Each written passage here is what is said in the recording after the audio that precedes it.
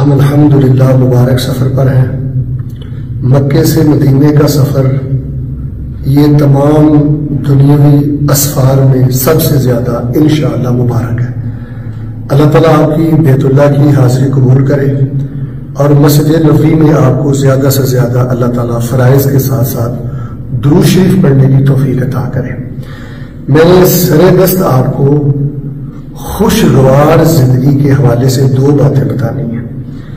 واللہ العظیم آپ کی دنیاوی زندگی جنت کا نقشہ پیش کرے گی۔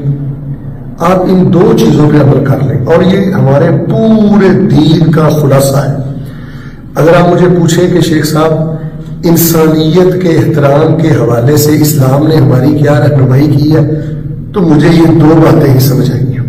پہلی بات اچھی طرح سمجھ لیں کہ جو شخص آپ کو تکلیف دیتا ہے، شرارت کر کے، منافقت کر کے، چغلخوری کر کے، نمک حرامی کر کے، آپ کے خلاف طعن و تشنیع کر کے، آپ نے اس کے خلاف محاذ نہیں کھولنا، آپ نے اس کی غیبت کا جواب نہیں دینا، منافقت کا جواب نہیں دینا، شرارت کا جواب نہیں دینا۔ اللہ کے لیے اپنی زبان کو بند کر لینا ہے۔ اللہ تبارک و تعالیٰ غیب سے آپ کی مدد بھی کریں گے، رحمت کے فرشتے کو آپ کا معاون بھی بنائیں گے، اور اللہ سبحانہ و تعالیٰ آپ کو ہر قسم کے شر سے محفوظ فرما دیں گے۔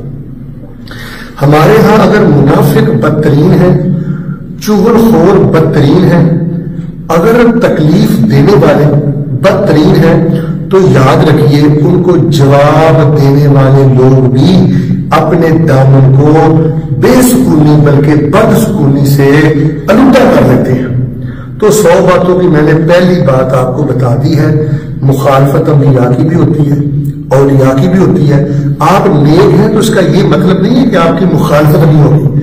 آپ اللہ والے ہیں تو اس کا مقصد یہ نہیں ہے کہ شرارتی لوگ آپ کے دائیں بائیں نہیں ہوں گے، حاسد لوگ آپ کے دائیں بائیں نہیں ہوں گے۔ تو پہلی بات میں نے مکمل کر دی ہے کہ اپنی زبان کو بند رکھنا ہے، ایسے لوگوں سے کنارہ کش رہنا ہے، ان کو ان کے حال پہ چھوڑ دینا ہے۔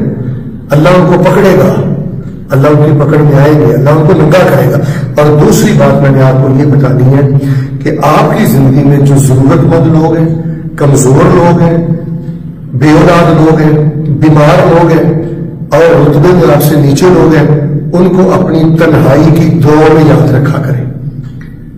واللہ العظیم کئی ہماری جوان بیٹیاں اور ہماری بہنیں رشتوں کے معاملے میں پریشان ہیں، ان کے لیے دعا کیا کریں، اللہ ان بیٹیوں بہنوں کو ایک ساتھ دے۔ کئی ہمارے پیارے بیٹے جوان بھائی رشتوں کی وجہ سے پریشان ہیں، اللہ تعالیٰ نیک لوگوں کو اکٹھا کرے۔ کئی بے اولاد ہیں، ان کے لیے دعا کریں، اگنور نہ کریں کسی بے اولاد کو۔ جس کے پاس بیٹیاں ہی بیٹیاں ہیں اس کو حقیر نہ سمجھے، اپنی تنہائی میں اپنے سے کم تر لوگوں کو اپنی دعاؤں میں یاد رکھیں۔ اللہ کی قسم اٹھا کے کہتا ہوں ساری زندگی کبھی آپ کی کمر نہیں لگے گی، ساری زندگی کبھی آپ پہ زوال نہیں آئے گا۔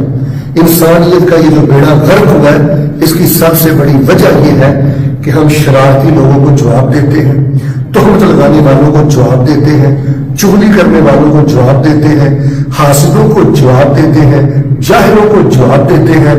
ہماری عبادات بھی بدمزہ ہو جاتی ہیں، ہماری تنہائی بھی بدمزہ ہو جاتی ہے۔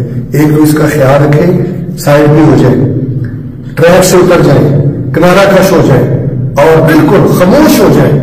امیتو الباطل بالصمت۔ اور دوسری بات یہ ہے کسی ضرورت مند کو اپنی دعاؤں سے محروم نہ کریں۔